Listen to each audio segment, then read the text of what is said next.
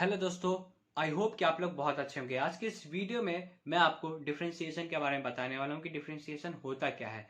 जो भी student 11th में है या फिर 12th में है तो उनके लिए ये वीडियो काफ़ी हेल्पफुल होने वाला है। तो वीडियो को पूरा एंड तक देखिएगा और वीडियो के एंड में आपको कुछ होमवर्क भी दूंगा जिसको आपको बनाना है और उसका आंसर आपको कमेंट बॉक्स में करना है। ठीक है, तो चलिए आज की इस वीडियो को स्टार्ट करते हैं। पूरा बेसिक से मैं ले जाऊंगा, जिसको कुछ भी नहीं पता डिफरेंशिएशन के बारे में वो भी बहुत अच्छे से डिफरेंशिएशन को समझ सकते हैं और सबसे इंपॉर्टेंट टॉपिक भी माना जाता है ये। ठीक है, तो सबसे पहले समझते हैं डिफरेंशिएशन का मतलब क्या होता है।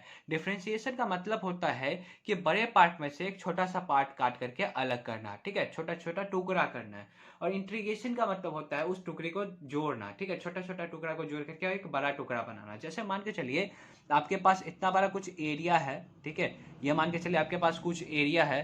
ठीक है, और इसमें से आप इतना पार्ट काट के निकालना चाहते हैं। इस पार्ट को आपने एक्स मान लिया है। ठीक है, इस पार्ट को आप निकालना चाहते हैं इसमें से। ठीक है, तो आप यहाँ पे क्या करेंगे, डिफरेंशिएट करेंगे। लेकिन यही पार्ट अगर इसमें आप ऐड करना चाहते हैं तो उस केस में आप क्या करेंगे, इंटीग्रेट करेंगे, यानी इंटीग्रेशन का प्रोसेस करेंगे। ठीक है, तो आई होप आप लोगों को ये बेसिक चीज अच्छे से समझ में आ गया होगा। तो मैं आपको आज एक रूल बताऊंगा। ठीक है, डिफरेंशिएशन का एक रूल बताऊंगा। जो रूल जो है वो काफी बेसिक रूल है और वो आपको आना ही चाहिए। ठीक है, वो रूल क्या है वो मैं आपको अभी बताता हूँ। जैसे आपको दे देगा कि x का पावर 2 है। ठीक है, और इसको आप डिफरेंशिएट करके बताइए कि क्या आएगा। ठीक है, इसको आपको डिफरेंशिएट करना है। x का पावर 2 है। ठीक है, यानी एक्स स्क्वायर को डिफरेंशिएट करेंगे तो क्या आएगा। तो इसका रूल बहुत सिंपल है, कुछ नहीं है रूल में। देखिए मैं आपको बताता हूँ क्या है रूल।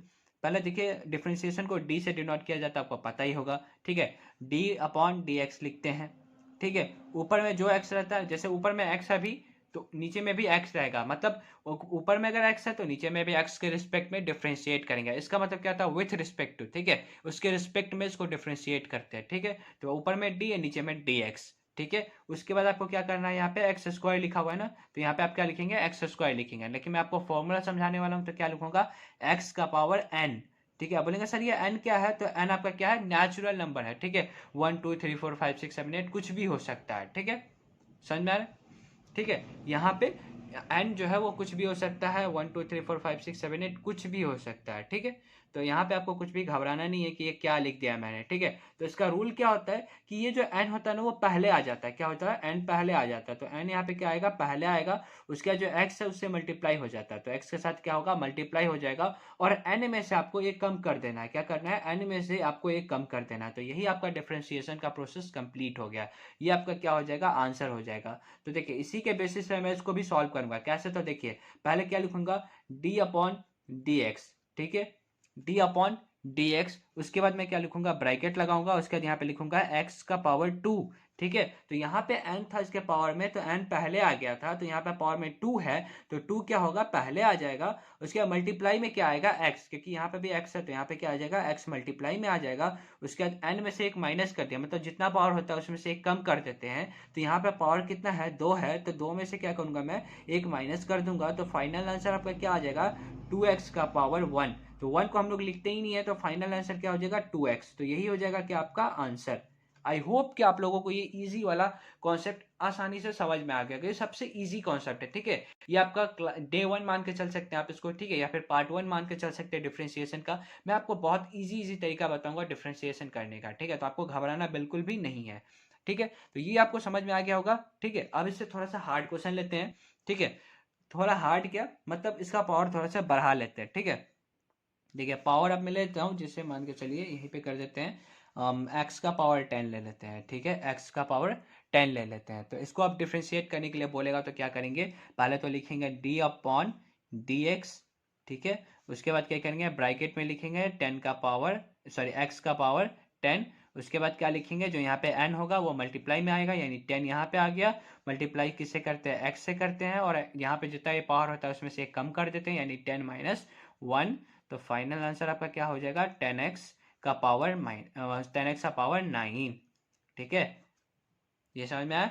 यहाँ पे पावर कुछ भी हो, ठीक है, 1 हो, 2 हो, 3 हो, 5 हो, 6 हो, 7 हो, कुछ भी हो, उसमें से आपको एक पावर कम करना है। पहले तो उसी पावर को यहाँ पे आपको लिख देना है। ठीक है, उसके बाद आपको यहाँ पे मल्टीप्लाई कर देना है।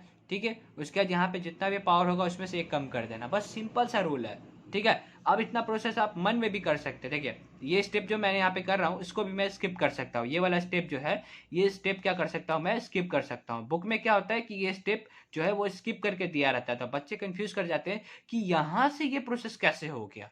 ठीक है, यहां से वो डायरेक्ट बुक में क्या दिया रहता है, ये दिया रहता है, डायरेक्ट आंसर दिया रहता है। इसके बाद क्या आ जाता है, डायरेक्ट ये वाला स्टेप गायब कर दिया जाता है, जिससे बच्चे जो है वो कंफ्यूज कर जाते हैं। तो आपको कंफ्यूज बिल्कुल भी नहीं करना है। कुछ भी डाउट होता है आप कमेंट करिए, मैं आपके साथ हूँ हमेशा। ठीक है, कुछ भी आपको एजुकेशन से रिलेटेड प्रॉब्लम होता है, कुछ भी क्वेश्चन में डाउट आता है, चाहे मैथ हो, इंग्लिश हो, रीजनिंग हो, कुछ भी आप मुझे कमेंट करके बोल सकते हैं, बता सकते हैं मुझे अपना प्रॉब्लम। मैं आपका प्रॉब्लम सॉल्व करने के लिए यहाँ पे बैठा हूँ। ठीक है, अगर आपको मेरा नोट्स चाहिए, पीडीएफ चाहिए, कुछ भी चाहिए, तो आप मेरे टेलीग्राम का लिंक ज्वाइन कर सकते हैं। टेलीग्राम का लिंक मैं डिस्क्रिप्शन में दे दूंगा, वहां से जाके आप मेरा टेलीग्राम का चैनल ज्वाइन कर सकते हैं। ठीक है, तो ये तो आपको समझ में आ गया होगा अच्छे से। ठीक है, अगर मान के चलिए यहाँ पे अगर आपको दिया रहता कि जैसे मान के चलिए यहाँ पे दिया रहता आपको 5 इंटू एक्स इंटू पावर 2 दिया रहता, अगर ऐसा कुछ आपको दिया रहता तब आप क्या करते। ठीक है, अब इस क्वेश्चन में थोड़ा सा फंस सकते हैं आप लोग, है ना, क्योंकि मैंने आपको अभी नॉर्मल क्वेश्चन बताया कि सिर्फ एक्स रहेगा तो कैसे करेंगे। अब यहाँ पे 5 भी आ गया है और एक्स स्क्वायर भी है, तो अब क्या करें सर, अब कैसे डिफ्रेंशिएट करेंगे। तो इसका एक सिंपल सा रूल है, सिंपल सा आपको याद रखना है। वो रूल क्या है, देखिए रूल क्या है, y इज इक्वल टू, ठीक है, y इज इक्वल टू क्या है, u c इंटू यू, क्या है, c इंटू यू। आप बोलेंगे सर आप क्या बता रहे हैं, c इंटू यू, अभी तो हार्ड ही बता रहे हैं। ठीक है, हार्ड नहीं है कुछ भी, पहले इसको समझ लीजिए होता क्या है। यू क्या है, यू आपका क्या है, वेरिएबल है, क्या है, वेरिएबल। आप बोलेंगे सर वेरिएबल क्या होता है, तो वेरिएबल वो होता है, अभी मैं पहले आपको समझा देता हूँ, पहले ये आप लिख लीजिए इतना। ठीक है, कांस्टेंट पहले ये लिख लीजिए, सी से क्या होता है, कांस्टेंट होता है। ठीक है, क्या होता है, कांस्टेंट होता है। देखिए अब मैं आपको बताता हूँ, वेरिएबल वो होता है कि जिसका आपको वैल्यू पता नहीं होता है। ठीक है, वेरिएबल क्या होता है, जिसका वैल्यू आपको पता नहीं होता है, जैसे X Y A B C D E F, मतलब अल्फाबेट में जितना भी नंबर होता है उसका वैल्यू आपको पता नहीं होता है, वो वैल्यू आप फाइंड आउट करते हैं, पता लगाते हैं। लेकिन कांस्टेंट क्या होता है, वो वैल्यू दिया होता है, एग्जैक्ट वैल्यू दिया रहता है। जैसे यहाँ पे 5 है तो 5 का वैल्यू 5 ही होता है, सब जानता है। 2 यानी फिक्स वैल्यू है वो, 2 1 2 3 4, मतलब एक से लेकर इनफाइनाइट तक जितना भी नंबर होता है वो सब क्या है, कांस्टेंट है। और वेरिएबल कौन सा हो गया, जिसका वैल्यू हमको नहीं पता है, फाइंड आउट करते हैं, पता लगाते हैं उसका वैल्यू। ठीक है, तो अगर आपको कभी ऐसा क्वेश्चन दे दे कि कांस्टेंट मल्टीप्लाई में वेरिएबल हो, तब उसमें क्या करते हैं, तो पहले हम लोग क्या करते हैं, ये जो कांस्टेंट होता है ना उसको कुछ नहीं करते, उसको उसके साथ कुछ भी छेड़छाड़ नहीं करना है, कांस्टेंट को बाहर कर देना है। ठीक है, जब मल्टीप्लाई में होगा तब, मैं सिर्फ मल्टीप्लाई का बता रहा हूँ, एडिशन का नहीं बता रहा हूँ। तो क्या करते हैं, सी को ऐसे ही छोड़ देते हैं। ठीक है, सी को छोड़ देते हैं, बस यू को डिफ्रेंशिएट करते हैं, यानी जो वेरिएबल टर्म होता है उसको डिफ्रेंशिएट करते हैं। तो यहाँ से फॉर्मूला क्या आ जाएगा, अगर आप डिफ्रेंशिएशन करेंगे बोथ साइड, तो यहाँ पे क्या हो जाएगा, D Y upon D X, यहाँ पे क्या हो जाएगा, D Y upon D X. और मैंने क्या बोला कि सी को कुछ भी नहीं करना है क्योंकि कांस्टेंट है, इसको एज इट इज छोड़ दीजिए, जैसा है वैसा ही छोड़ दीजिए, और यू को डिफ्रेंशिएट कर दीजिए। तो क्या हो जाएगा, D you upon D x, क्या हो जाएगा, D you upon D x. तो यही से आपका एक फॉर्मूला बन गया। ठीक है, फॉर्मूला क्या बना कि जो भी आपका कांस्टेंट होगा उसको आपको नहीं छेड़ना है, कुछ भी नहीं करना है, उसको ऐसे ही रहने देना है अगर वो मल्टीप्लाई में है वेरिएबल के साथ। और जो आपका वेरिएबल है उसको आपको डिफ्रेंशिएट कर देना है। तो यहाँ पे देखिए सेम कॉन्सेप्ट यहाँ पे भी अप्लाई हो रहा है। ये देखिए, ये आपका क्या है, कांस्टेंट है, क्या है, कांस्टेंट है ये आपका, और ये एक्स स्क्वायर क्या आपका वेरिएबल है, क्योंकि एक्स स्क्वायर का वैल्यू क्या है वो नहीं पता है। एक्स का वैल्यू 1 है, 2 है, 3 है, 4 है, 5 है, 6 है, वो हमको नहीं पता है। तो ये क्या हो गया, आपका वेरिएबल हो गया। तो यहाँ पे आपको यही रूल अप्लाई करना है। तो चलिए मैं आपको अप्लाई करके दिखाता हूँ कि यहाँ पे आप वो रूल कैसे अप्लाई करेंगे। ठीक है, काफी आसान है, देखिए अभी मैं आपको करके दिखाता हूँ। जैसे इसको मैं क्या मानूंगा, सी, ठीक है, क्योंकि ये कांस्टेंट है तो ये एज इट इज रहेगा, इसके साथ कुछ भी छेड़छाड़ नहीं करना है। तो यहाँ पे क्या हो जाएगा, देखिए क्या करना है आपको, 5 को आपको ऐसे ही रहने देना है। ठीक है, 5 तो ऐसे ही रहेगा, मल्टीप्लाई में डी, और इधर क्या हो जाएगा आपका एक्स स्क्वायर, और इधर क्या हो जाएगा अपन डी एक्स, इधर अपना क्या हो जाएगा डी एक्स।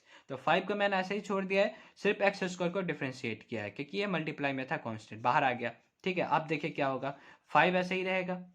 ठीक है, और इसका तो मैंने आपको बता ही रखा, अभी बताया कि क्या करते हैं, जो यहाँ पे पावर होता है ये पहले आ जाता है, तो पावर क्या होगा, पहले आ जाएगा, और एक्स ऐसा ही रहेगा, और इसमें से एक कम कर देंगे, यानी 2 में से एक कम करेंगे तो क्या हो जाएगा, 1 हो जाएगा। अब तो ये समझ जाएंगे आप। अब देखिए 5 इंटू 2 कितना हो जाएगा, 10। तो यहाँ पे क्या हो जाएगा, 10 का पावर एक्स। तो ये हो जाएगा कि आपका आंसर। आई होप कि आप लोगों को ये क्लियर हो गया होगा, है ना, काफी सिंपल है, काफी इजी है। ठीक है, थोड़ा सा आपको दिमाग लगाना था, बाकी आसानी से ये सॉल्व हो जाता है। एक और मैं आपको क्वेश्चन करके दिखाता हूँ, एक सिंपल सा क्वेश्चन। देखिए जैसे मान के चलिए 4x³ दिया हुआ है और इसको बोल रहा है डिफ्रेंशिएट करने के लिए, ठीक है, डिफ्रेंशिएशन करने के लिए। तो कैसे करेंगे, तो 4 को आप ऐसे ही छोड़ दीजिए, 4 ऐसे ही बाहर आ गया, ठीक है। किसको डिफ्रेंशिएट करेंगे, तो dx³ को, ठीक है, dx³ को डिफ्रेंशिएट करेंगे dx के रिस्पेक्ट में, क्या हो जाएगा, 4 तो ऐसे ही रहेगा सेम टू सेम, ये 3 मल्टीप्लाई में आ जाएगा तो क्या हो जाएगा 3, और x सेम टू सेम यहाँ पे आ जाएगा और 3 में से एक कम कर देंगे यानी 3 - 1, ठीक है। तब आपका फाइनल आंसर क्या हो जाएगा, 4 × 12 यानी यहाँ पे 12 हो जाएगा, और ये क्या हो जाएगा x², एक पावर कम कर देंगे तो यही क्या हो जाएगा आपका आंसर। आई होप कि आप लोगों को आज का क्लास बहुत ज़्यादा पसंद आया होगा, क्योंकि इसमें काफ़ी ज़्यादा ईजी मैंने वे में कोशिश की आपको समझाने का। आई होप कि आप लोग समझ पाए होंगे। अगर आपको 1% भी डाउट आया है ना तो नीचे कमेंट करिएगा, मैं आपका डाउट सॉल्व करके दूंगा, ठीक है, ये मेरा गारंटी है। मैं आपका जितना हो सकता है उतना हेल्प करना चाहता हूँ, फ्री ऑफ कॉस्ट, ठीक है, बिल्कुल मुफ्त, ठीक है। तो अगर आपको ये वीडियो पसंद आया तो लाइक कमेंट शेयर करके जाइएगा, और आपको होमवर्क स्क्रीन पे दिख रहा होगा उसको आपको जरूर से जरूर बनाना है, ठीक है। और अगर आपको नहीं पता इस चैनल के बारे में या फिर मेरे बारे में, तो आप चैनल को पहले सब्सक्राइब कर लीजिए, आपको पता चल जाएगा धीरे धीरे कि आपको किस किस टाइप के कंटेंट मिलते हैं देखने को, क्योंकि मैं स्टूडेंट का जो भी डाउट होता है उसका मैं वीडियो बना देता हूँ, ठीक है। कुछ भी बच्चा कमेंट करता है कि सर मुझमें इस टॉपिक में प्रॉब्लम है, मुझसे ये नहीं बन रहा है, तो मैं उस वीडियो पे, मैं उस टॉपिक पे वीडियो बना देता हूँ, ठीक है। तो अगर आपको भी किसी टॉपिक में डाउट है तो नीचे कमेंट करिएगा, आपके टॉपिक को भी पिक किया जाएगा, ठीक है। तो मिलते हैं नेक्स्ट वीडियो में, तब तक के लिए अपना ध्यान रखिए। जय हिंद, जय भारत।